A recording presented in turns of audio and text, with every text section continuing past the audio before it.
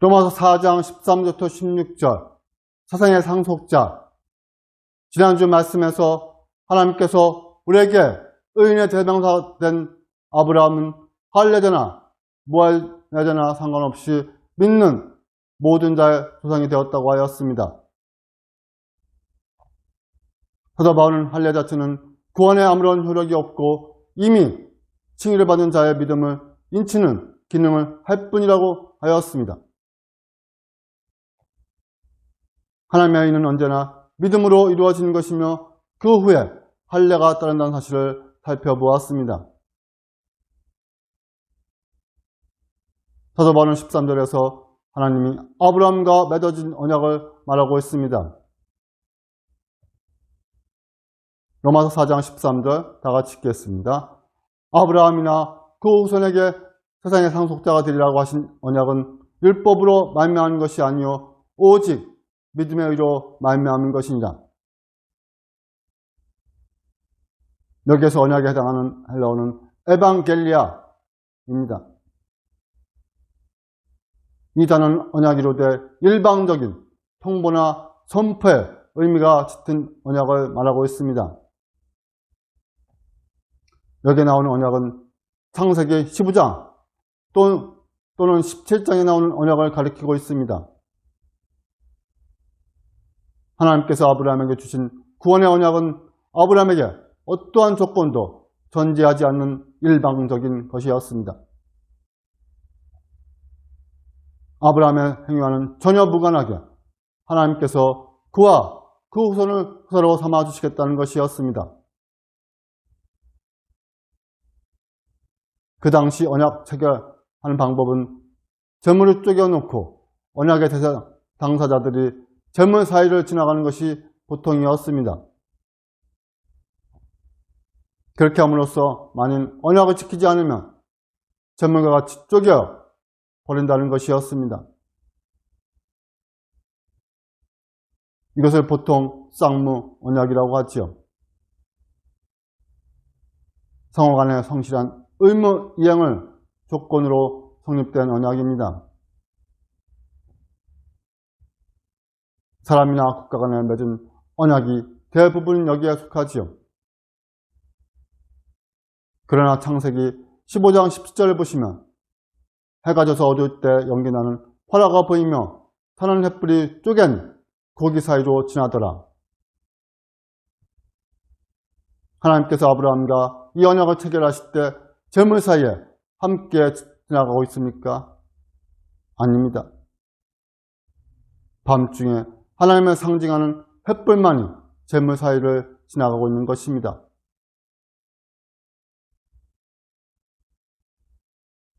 이것은 바로 아브라함의 행위와는 전혀 무관하게 하나님께서 이 구원의 언약을 지키시겠다는 것입니다. 하나님께서 당신의 능력과 진실함과 의지로서 구원을 보증하시겠다는 말씀인 것입니다. 사랑하는 성도 여러분, 우리의 구원은 나 자신에게 달려있지 않습니다. 만약 그것이 나의 태도나 행동에 달려있다고 생각하면 구원에 이를 수 없습니다. 우리는 한때 하나님의 말씀을 지킬 수 있습니다. 한때 하나님의 말씀을 즐거워할 수 있습니다. 하지만 그것은 영원하지 않습니다. 언제 어떻게 돌변할지 알 수 없는 것이 인간입니다. 타락하고 부패한 인간은 도저히 하나님의 명령을 온전히 지킬 수 없습니다. 그러므로 하나님께서는 인간과 어떤 조건을 전제로 언약을 맺지 않으시고 일방적으로 언약을 체결하신 것입니다. 정확하게 말하면 언약의 체결이라기보다는 일방적인 통보이며 하나님의 수로를 약속하신 것입니다. 언약의 체결이라기보다는 일방적인 통보이며 하나님의 수로를 약속으로 우리가 언약하신 것입니다. 그 언약은 아브라함이나 그 후손에게 세상의 상속자가 되라고 하신 언약입니다. 창세기 15장에서 하나님은 아브라함에게 가나안 땅을 주시겠다고 약속하였습니다. 그러나 오늘 본문에서 사도 바울은 아브라함이 세상의 상속자가 되리라는 약속을 주셨다고 말하고 있습니다. 다시 말해 아브라함이 가나안 땅이 아니라 온 세상을 상속하게 될 것이라는 뜻이죠. 본문에서 아브라함이 온 세상을 상속하게 될 것이라고 말한 이유는 가나안 땅이 마지막 때 복음으로 완성될 온 세상에 대한 상징임을 사도 바울은 깨달았던 것입니다.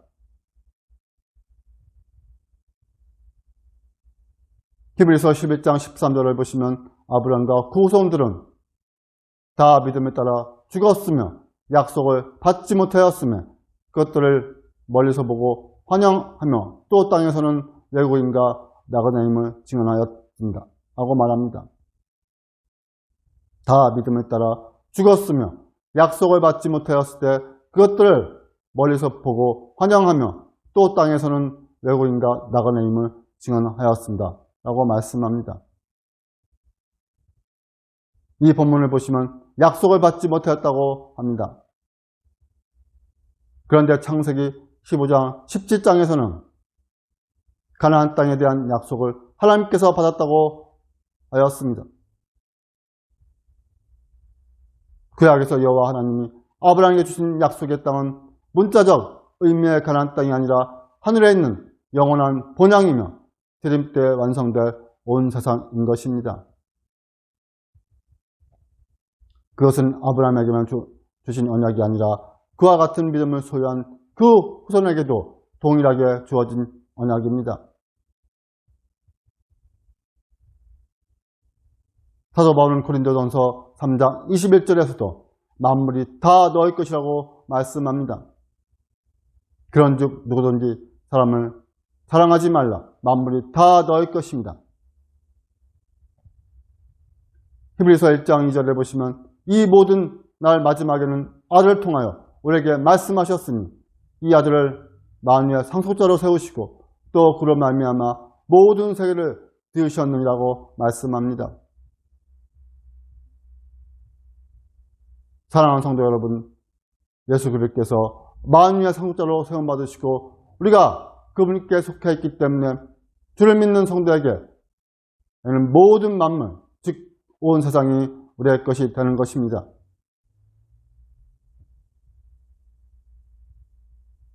그래서 하나님을 믿는 성도들이 사업에 실패하거나 취직이 안 된다고 할지라도 영원이라는 관점에서 보면 우리에게는 절대 실패라는 것이 존재하지 않는 것이죠. 내 사업은 망해도 온 세상을 상속받는다는 이 약속은 무효화되지 않는 것입니다.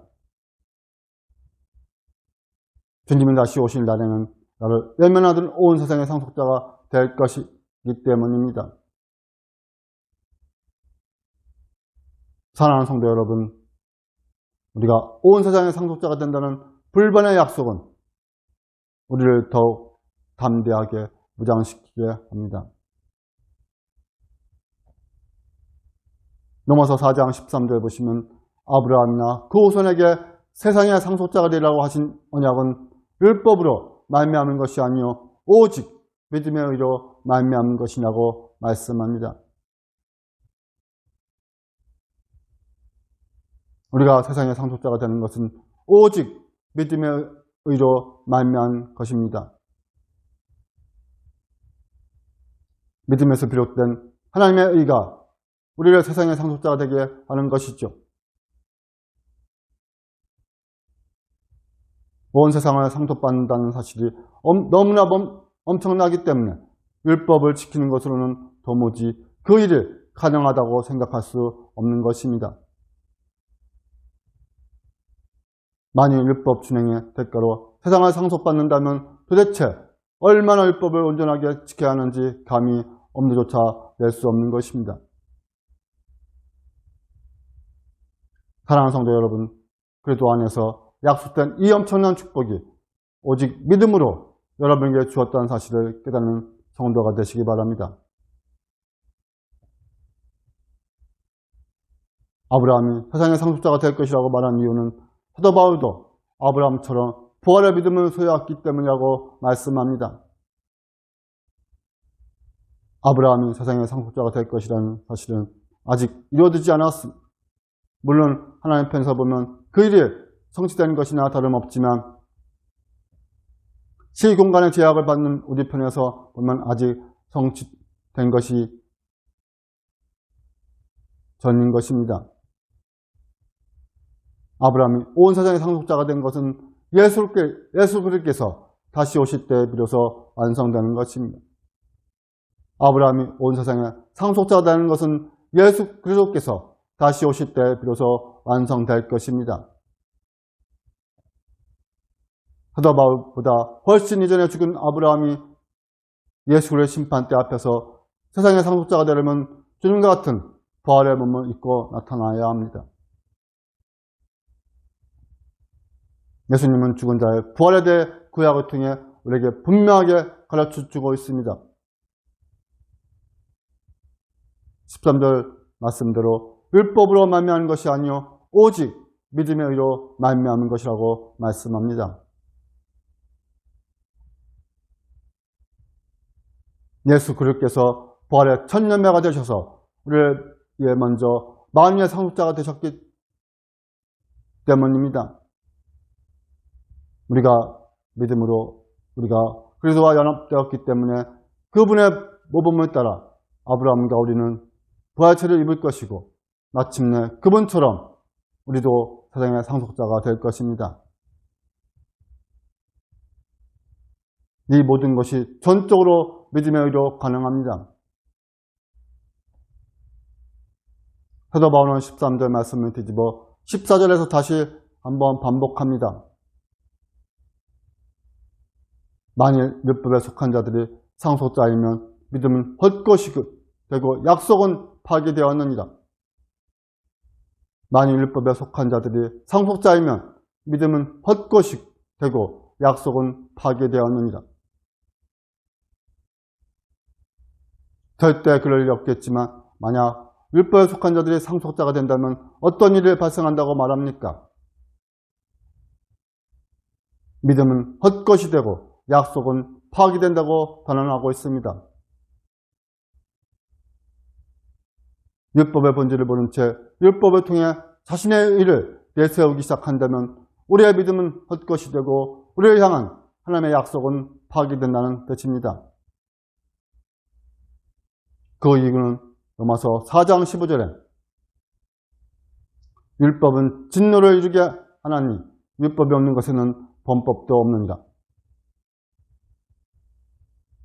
15절 처음엔 왜냐하면 이라는 단어가 생략되었다고 합니다.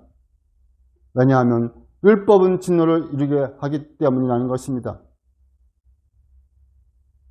율법을 통해서는 죄인에게 하나님의 진노를 가져오기 때문에 율법이 아니라 오직 믿음의 의로 아브라함과 우리가 세상의 상속자가 되는 것입니다.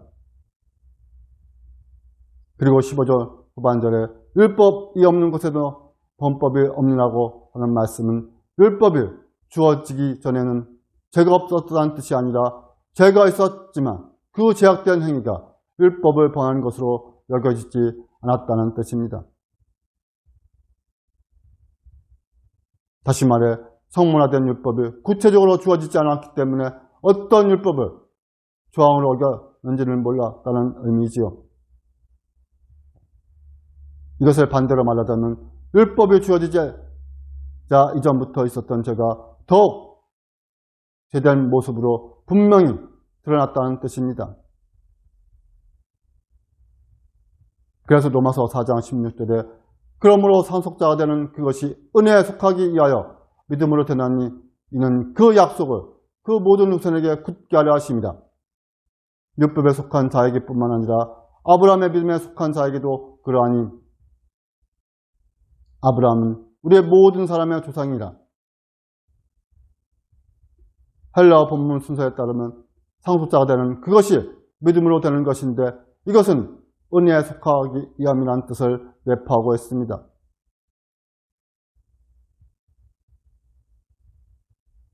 여기에서 믿음과 은혜의 관계성을 발견할 수 있지요.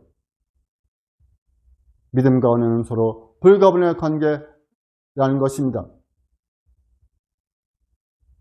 믿음은 우리가 은혜에 속하게 하는 수단이자 통로라고 할 수 있습니다. 믿음은 우리가 은혜에 속하게 하는 수단이자 통로인 것입니다. 우리가 세상을 속하는 일이 은혜에 속하기 위하여 믿음으로 되는 것이라면 믿음은 은혜를 위한 또는 은혜를 향한 수단인 것이죠. 이처럼 우리가 하나님께 은혜를 받으려면 그분을 향한 우리의 믿음이 필요합니다. 하나님의 은혜를 따내기 위해 우리의 공로나 행위를 드러나는 것이 아닙니다. 우리의 공로를 드러낸 것과 하나님의 은혜를 받는 것에는 아무런 관련이 없는 것입니다. 하나님의 은혜가 우리 가운데 임하게 하는 방법은 다만 우리가 그분을 신실하게 믿는 것뿐입니다. 오히려 하나님의 은혜를 따내기 위해 우리의 공로나 행위를 드러내는 것은 그분을 진노를 자초하는 결과를 가져옵니다. 성숙자가 되는 것이 은혜에 속하기 위해 믿음으로 되는데 하나님이 왜 그렇게 하신다고 말씀합니까? 로마서 4장 16절 중반절을 보시면 이는 그 약속을 그 모든 후손에게 굳게 하려 하십니다. 이는 그 약속을 그 모든 후손에게 굳게 하려 하십니다. 여기서 굳게 한다는 말은 하나님의 약속을 보증한다 또는 확실하게 한다는 뜻입니다. 하나님의 약속을 보증한다 또는 확실하게 한다는 의미를 가지고 있지요. 그러므로 아브라함과 그 후손이 믿음으로 세상의 상속자가 되는 것이 은혜에 속한 목적은 그 약속이 우리 모두에게 100% 보증되기 위함이라는 뜻입니다. 사랑하는 성도 여러분, 오늘 본문을 통해서 사도 바울은 아브라함과 함께 세상의 상속자가 되리라는 약속을 하나님부터 받았다고 증언합니다. 이것은 율법의 행위가 아니라 오직 믿음의 의로 가능하다고 말합니다. 오늘 우리도 아브라함의 참된 후손으로서 장차 세상의 상속자가 될 것입니다. 사랑하는 성도 여러분, 여러분의 믿음이 부족하다는 사실 때문에 절망하지 마시기 바랍니다. 하나님의 약속을 의심한 아브라함의 믿음을 끝까지 강하게 하셔서 그 약속을 붙드시게 하신 것처럼 하나님은 여러분과 저의 믿음을 또한 강하게 하셔서 하나님의 약속을 신실하게 붙들게 하실 것입니다. 한 주간도 세상의 상속자가 될 것이라는 굳센 믿음을 가지고 하나님의 신실한 언약을 붙들고 살아가는 복된 성도가 되시기 바랍니다. 땅에 살아가면서 절망하고 낙심하고 좌절할 때 우리가 그 상황 속에서 낙심하는 것이 아니라 넘어지는 것이 아니라 아브라함처럼 믿음을 끝까지 붙들고 나갈 때 하나님께서는 우리의 믿음을 통하여 더욱더 강하게 하시고 또 우리의 믿음을 통하여 약속하시고 언약하신 그 일들을 신실하게 행하여 주실 것입니다. 그래서 세상의 상속자로서 이 땅에서 하나님의 은혜 가운데 하나님의 영광 가운데 또 하나님의 일을 알리고 하나님의 나라를 세워나가게 하여 주실 것입니다. 세상의 상속자가 될 것이라는 굳센 믿음을 가지고 하나님의 신실한 언약을 붙들고 이 땅에서 기뻐하며 하나님의 영광 가운데 살아가는 성도가 되시기 바랍니다. 그때마다 우리가 좌절하고 넘어지는 환경과 시간들이 있을지라도 더욱더 아브라함처럼 믿음을 굳게 하고 달려가서 하나님의 말씀 가운데 하나님의 능력 가운데 또 하나님의 그 사랑 가운데 은혜 가운데 거할 때마다 주님을 찬양하고 주님을 기쁘게 하고 주님의 그 말씀 가운데 바로 서는 귀한 성도로서 살아가는 사람이 되시기 바랍니다.